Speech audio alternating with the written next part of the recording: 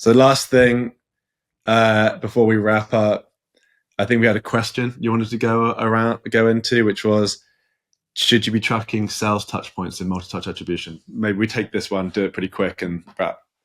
Yeah.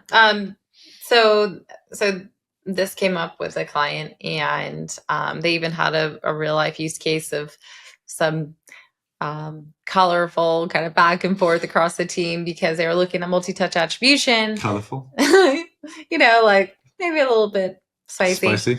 And one region was seeing that their marketing campaigns were getting more influence credit versus another region that didn't. And when you dug down into it, a big part of why they were not getting the credit was because it was getting diluted. So they looked at, I think it was like LATAM or EMEA or something versus NAMER.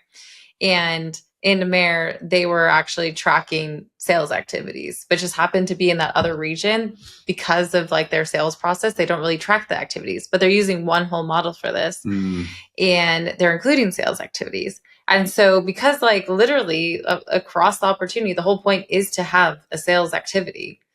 It's like it was just diluting it because they're also giving a lot of credit for what was the last touch before the opportunity was generated, which a lot of cases there was a sales activity. Yeah, of course, because they need to speak to them before creating an opportunity. Exactly. And have a meeting. And I'm like, well, and then also like before the opportunity was closed won. And so purely because of that, they were like, oh, NAMER's marketing programs are not working as well. And it's like, no, like you are just diluting your data because you're trying to put sales activities to get this credit. And it's like multi-touch attribution, like, yes, I know you want to show like it takes sales and marketing to like close a deal, but once you start muddying the waters with something that essentially is a operational activity. Yes, exactly. Like it's not a tactic or a campaign unless it was a sales outbound campaign. And yes, maybe track that as a touch point, but you just muddy the waters. And to me, that is like, no, don't do that.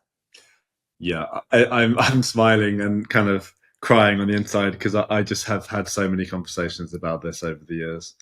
I remember when we first started implementing Visible back in the day. Well, they use Visible, so it was Visible too. Yeah, I just remember thinking like, this is what, like 7 years ago now, probably, but like because part of the recommendation was you should track your sales touch points. I literally can remember the exact call that I was on when we were just like, come on, guys, like this isn't smart for the exact same reason, because your sales team is always going to have that meeting or that call before they create the opportunity, and you're using a W-shaped model, so they're always going to get the middle W or middle of the W attribution credit. And but also, if you're also have a kind of custom model that is giving credit to middle path touch points, you're then diluting it even more. Yeah. And so it's like you're then having like $20 by the end of it to the actual campaign. Attribution's so bloody hard, isn't it?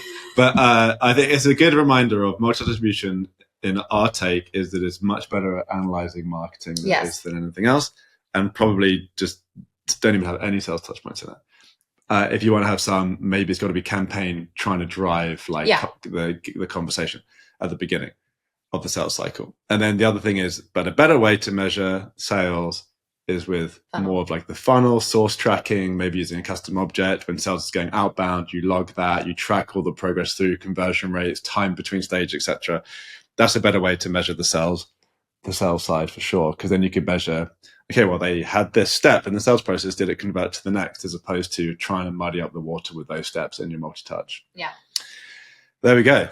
That's relatively easy one to give the recommendation. Harder to actually get everyone on board with that one, though, isn't it? Sometimes. Yeah, so that is our next step. We have to get everyone on board with like that recommendation. But I think the like data kind of tells itself. Proves itself. But also, I will say to your point, when you understand it, that is. The best way also is then make sure your funnel data is good. Because then they're like, well, then how do we measure sales? Then you go, oh, okay, well, you're actually not measuring this other part of your business properly. So So we've now got two projects. Yeah. It's like the classic story of ops. It's like, oh, I try and solve this one problem. By solving that problem, I'm going to create another problem over here, and I need to solve that one. But yeah, so that is that is the takeaway for that. If anyone is in ops and you complain about how hard your job is, with AI, appreciate that now, because you want your job, like, the harder the job is, the harder it's going to be replaced by AI or later. So there you go, some silver lining. Yeah. All right. Well, cool. That was a good one. Yeah. So that's it for today.